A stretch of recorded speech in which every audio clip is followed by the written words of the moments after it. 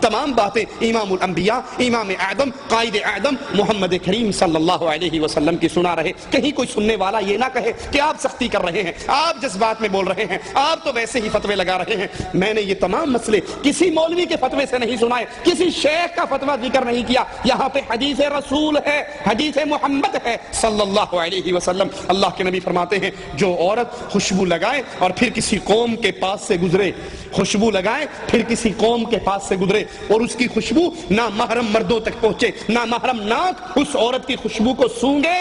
فتویٰ سنیے امام کائنات کا، امام اعظم کا، امام الانبیاء کا، محمد الرسول اللہ کا۔ اللہ کے نبی اس عورت کے بارے میں کیا کہہ رہے ہیں جو خوشبو لگا کے اپنے گھر سے نکلتی ہے، غیر مردوں کے پاس سے گزرتی ہے، اس کی خوشبو ان غیر مردوں کے ناکوں میں پہنچتی ہے۔ اللہ کے نبی فرماتے ہیں فَهِيَ زَانِيَةٌ زَانِيَةٌ، یہ بدکار ہے، بدکار ہے، بدکار ہے۔ اپنی بیویوں کو تیار کروا کے شاپنگ کے لیے پانڈا مارکیٹ میں بھیجنے والوں، اتوار بازاروں میں بھیجنے والوں، ان کو شادی ہال میں فنکشن اٹینڈ کرنے کے لیے بھیجنے والوں، اور یہ بودی دلیل دینے والوں کہ مولانا ہماری بیوی ٹھیک ہے، ہماری بیوی پارٹی اٹینڈ کرنے کے لیے شادی ہال میں جاتی ہے لیکن وہ پرفیوم نہیں لگاتی، کیا وہ میک اپ کر کے نہیں جاتی، کیا فیس پاؤڈر اس کے چہرے پہ نہیں لگا ہوتا، آئی لائنر، لپ لائنر، آئی شیڈ، یہ تمام چیزیں وہ استعمال نہیں کرتی، اور کیا ان تمام چیزوں میں خوشبو نہیں ہے؟ خوشبو کا تو میدان ہے، باڈی پرفیوم الگ ہے، ہیئر پرفیوم الگ ہے، ایٹم جتنے ہیں میک اپ کے سارے خوشبوؤں میں بھرے ہوئے ہیں، اور تیری بیوی ہے، تو نمازی ہے، تو حاجی ہے، تو جہادی ہے، تو مجاہد ہے، تو داڑھی والا ہے، تو نیک ہے، تو صدقہ خیرات کرنے والا ہے، لیکن بیوی تیری چوڑیاں پہن کر، زیور پہن کر، میک اپ کر کے شادی ہال میں جا رہی ہے، غیر مردوں کے پاس سے گزرتی ہے۔ ارے گزرتی ہی کہاں ہے، شادی ہال کے اندر کھانا سرو کرنے والے غیر مرد ہیں، بیرے آ کر ان کے سامنے کھانا رکھتے ہیں۔ دیوس اپنی بیوی کو غیر مردوں کے سامنے چھوڑ دیتا ہے، وہ اس سے ڈیمانڈ کرتی ہے، وہ سالن ختم ہونے پہ ٹرے لا کے اس کے سامنے رکھتا ہے۔ محمد الرسول اللہ صلی اللہ علیہ وسلم فرماتے ہیں جو عورت خوشبو لگا کے گھر سے نکلتی ہے غیر محرم مردوں تک اس کی خوشبو پہنچتی ہے، فَهِيَ زَانِيَةٌ زَانِيَةٌ، یہ بدکار ہے، بدکار ہے، بدکار ہے۔ اللہ کے لیے اپنے گھروں کو بدلو، اللہ کے لیے اپنی عورتوں کی اصلاح کرو۔ عورت کو خوشبو لگانا جائز ہے اپنے خامد کے لیے، وہ اپنے خامد کے لیے بنے، اس کا سارا زیور، اس کا سارا میک اپ، اس کے سارے بہترین کپڑے، اس کے بہترین لباس، اس سب چیزوں کا حقدار صرف اس کا خامد ہے۔ لیکن افسوس اس بغیرتی نے ہمارے گھروں کی کیفیت ہی بدل دی ہے۔ خامد کے لیے جب عورت گھر میں ہو، یہ بیچارہ تھکا ہارا ٹوٹا بھجا ہوا گھر آتا ہے، وہی وہ لہسن کی بو، چٹنی کی بو، ادرک کی بو، پیاز کی بو کچن کے اسی گندے مندے کپڑوں میں اس کے پاس آ جاتی ہے، جس کے لیے سب کچھ کرنا ہے۔ اور اگر یہ بیوی سے کہے آج آپ کی ڈنر پارٹی ہے فلاں فیملی کے گھر، اور یہ اطلاع اس کو آدھا گھنٹہ پہلے دے دے، وہ تیار ہوگی یا اس سے لڑائی کرے گی؟ آدھے گھنٹے میں کیسے تیاری کر سکتی ہوں؟ آپ بھی کمال کرتے ہیں، مجھے کم از کم 1.5 گھنٹہ پہلے تو بتایا ہوتا، میں نے تیار ہونا ہے، میں نے کپڑوں کے ساتھ میچنگ جیولری پہننی ہے، سوٹ کی میچنگ کی میں نے شوز پہننے ہیں، میں نے فلاں تیاری، اب آدھے گھنٹے میں کیا کروں؟ یہ مسکین جو مہینہ مہینہ اپنی بیوی کے چہرے پر کوئی رنگت نہیں دیکھتا، کوئی خوشبوئیں نہیں دیکھتا، اچھا لباس نہیں دیکھتا، وہی گندے مندے کپڑوں میں گھر میں گھومتی ہے۔ جب یہ پارٹی اٹینڈ کرنے کے لیے نکلتی ہے، تیار ہو کے گھر سے نکلتی ہے، بندہ بھی 4 دفعہ اس کو دیکھتا ہے، میرے والی ہے کوئی اور تو نہیں آ گئی، یہ تبدیل تو نہیں ہوگی،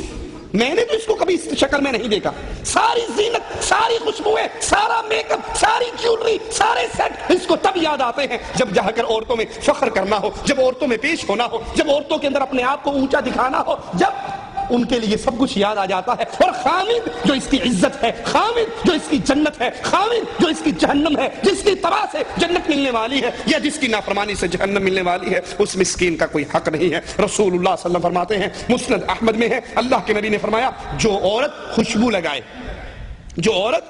لگائے پھر مسجد میں جائے، اتوار بازار کی بات نہیں، پانڈا مارکیٹ کی بات نہیں، شادی ہال کی بات نہیں، فنکشن اٹینڈ کرنے کی بات نہیں، یہاں مسجد کی بات ہے، بیت اللہ کی بات ہے، اللہ کے گھر کی بات ہے۔ فرمایا جو عورت خوشبو لگائے مسجد میں جائے اس حال میں کہ اس کے جسم سے خوشبو آ رہی ہو، اس کی نماز قبول نہیں ہوتی۔ خوشبوئیں لگا کر غیروں کے گھروں میں جانے والیوں،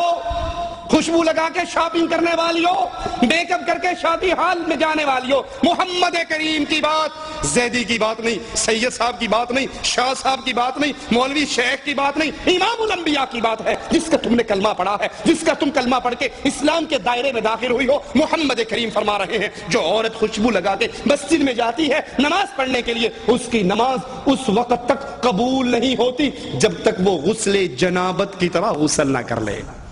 جیسے فرضی غسل ہے، جنابت کا غسل ہے، اگر وہ جنابت کے غسل کی طرح غسل کرتی ہے پھر اس کی نماز قبول ہوتی ہے، اگر وہ غسل جنابت کی طرح غسل نہیں کرتی تو اس کی نماز قبول نہیں ہوتی۔ عورت کا محرم کے بغیر سفر کرنا جائز نہیں ہے۔ اسلام بے حیائی و فحاشی کے راستوں کو کیسے روک رہا ہے؟ بخاری و مسلم میں ہے، اللہ کے پیارے حبیب علیہ الصلوۃ والسلام نے فرمایا کوئی عورت سفر نہ کرے الا مع ذی محرم، سوائے اس کے کہ اس کے ساتھ کوئی محرم رشتہ دار ہو۔ سائل کھڑا ہو کر کہتا ہے یا رسول اللہ صلی اللہ علیہ وسلم، میں نے اپنا نام آپ کے ساتھ جہاد پہ جانے کے لیے غزوے میں لکھوایا ہے، اس حال میں کہ میری بیوی حج کے لیے جا رہی ہے، میں جہاد فی سبیل اللہ میں جا رہا ہوں، بیگم صاحبہ حج کرنے کے لیے جا رہی ہے۔ رسول کریم علیہ الصلوۃ والسلام اس کے جہاد کے سفر کو کینسل کرنے کا حکم دیتے ہوئے فرماتے ہیں جہاد کا ارادہ ختم کر دو، ترک کر دو، اپنی بیوی کے ساتھ جاؤ، اس کو حج کرا کر لاؤ۔ حج کا سفر کتنا مبارک سفر ہے، حج کا سفر کتنا عظیم سفر ہے، اس سفر کے اندر بھی عورت کا بغیر محرم کے حج پہ جانا جائز نہیں ہے، غیر محرم عورت کی طرف قصدن دیکھنا جائز نہیں ہے۔ قرآن حکیم میں مالک فرماتا ہے قل للمؤمنین، کہو اہل ایمان کو یغضوا من ابصارہم، اپنی آنکھوں کو جھکا کر رکھے، اپنی آنکھوں کو نیچا رکھے، ویحفظوا فروجہم، اپنی شرمگاہوں کی حفاظت کریں، ذالک ازکا لہم، یہ ان کے لیے زیادہ بہتر ہے، یہ ان کے لیے ان کی طہارت کے لیے ان کی پاکیزگی کے لیے بہتر ہے۔ ان اللہ خبیر بما یصنعون، اور اللہ جانتا ہے جو کچھ تم کرتے ہو۔ ہاں اگر کوئی شادی کرنے کا ارادہ رکھتا ہے تو اپنی منگیتر کو ایک نظر دیکھ سکتا ہے۔ اللہ کے نبی علیہ الصلوۃ والسلام نے اپنے ایک صحابی سے کہا اس کی شادی کی خبر سن کر کہ تو اپنی منگیتر کو ایک نظر دیکھ لے، ایک نظر دیکھ لے، یہ تیرے لیے تمہاری آئندہ زندگی کے لیے زیادہ بہتر ہے۔ اور یہ دلیل ہے کہ چہرے کا پردہ کرنا ضروری ہے۔ ایک نظر دیکھنا دلیل ہے کہ چہرے کا پردہ ہے۔ شریعت چہرہ چھپانے کا حکم دیتی ہے، کیوں؟ اگر چہرہ کھلا ہوتا، اگر چہرہ ننگا ہوتا تو ایک نظر دیکھنے کا کیا مطلب؟ وہ تو کہیں بھی اس کو دیکھ سکتا ہے۔ جو منگیتر کو حکم دیا گیا جاؤ ایک نظر اس کو دیکھو، اس کا مطلب ہے مومنہ عورت کا چہرہ چھپا ہوا رہتا ہے، ڈھکا ہوا رہتا ہے، وہ صرف اپنے منگیتر کے لیے ایک لمحے کے لیے اپنے چہرے کو ننگا کر کے اپنے منگیتر کو چہرہ دکھا سکتی ہے۔ جس طرح عورتوں پر نظر ڈالنا غیر محرم نامحرم عورتوں پہ جائز نہیں، اسی طرح ان لڑکوں کی طرف دیکھنا جن کے چہرے پہ داڑھی مونچھ نہیں آئی، امرد بچے ہیں جن کے چہرے کے اوپر خوبصورتی اور معصومیت ہے، داڑھی اور مونچھ نہیں ہے، ان کی طرف دیکھنا بھی جائز نہیں ہے۔ یہاں یاد رکھیے ان صوفیاء کی بکواسات کو جنہوں نے لڑکوں کے ساتھ عشق و شوخی کرنا، عورتوں کے چہروں کو دیکھنا دین کا حصہ، عشق مجازی کو عشق خدائی کا حصہ سمجھتے ہیں۔ امداد اللہ مہاجر مکی علماء دیوبند کے بہت بڑے عالم ہیں، اپنی کتاب شمائم امدادیہ میں لکھتے ہیں کہ عورت کا نظارہ کرنا، عورت کو دیکھنا، عورت کے چہرے کی طرف دیکھنا حقیقت میں اللہ کو دیکھنا ہے۔ عورت مرد کا مظہر ہے، مرد اللہ کا مظہر ہے، لہذا عورت اللہ کی مظہر ہوئی تو عورت کو دیکھنا حق تعالیٰ کو دیکھنے کے برابر ہے، مشاہدہ کرنا چاہیے۔ اسلام اس بے حیائی اور فحاشی کے راستے میں رکاوٹ کھڑی کرتا ہے۔ مرد کی شرمگاہ نہ دیکھے، عورت کی شرمگاہ نہ دیکھے، مرد کی شرمگاہ نہ دیکھے، عورت کی شرمگاہ نہ دیکھے، مرد ننگے مرد کو نہ دیکھے، عورت ننگی عورت کو نہ دیکھے۔ یاد کر لیجئے اگر یہ بے حیائی کی کاموں کو، ان بے حیائی کے راستوں کو اپنے گھر سے آپ نہیں نکالتے، یہ گھر کے اندر رائج رہتے ہیں، تو پھر رسول اللہ صلی اللہ علیہ وسلم کی اس حدیث پہ غور کیجئے جو مسند احمد میں ہے، ابن عمر اس کو روایت کرتے ہیں، اللہ کے نبی نے فرمایا ثلاثۃ قد حرم اللہ علیہم الجنہ، تین وہ بدنصیب ہیں جن پہ اللہ کی جنت حرام ہے، مدمن الخمر، ہمیشہ شراب پینے والا، والعاق للوالدین، والدین کا نافرمان، والدیوث، اور بے غیرت دیوث، الذی یقر فی اہلہ الخبث، جو اپنے گھر والوں میں، اپنی بیوی بچوں میں بے حیائی کو دیکھتا ہے، اپنے گھر والوں میں بے غیرتی کے کام دیکھتا ہے اور پھر برداشت کر جاتا ہے۔ آپ نے اکثر دیکھا ہوگا بیٹا کیبل کے اوپر فلم دیکھ رہا ہے، بیٹے کے کمرے میں گندی تصویروں سے پورا کمرہ بھرا ہوا ہے، ڈش انٹینا اس نے لگایا ہوا ہے،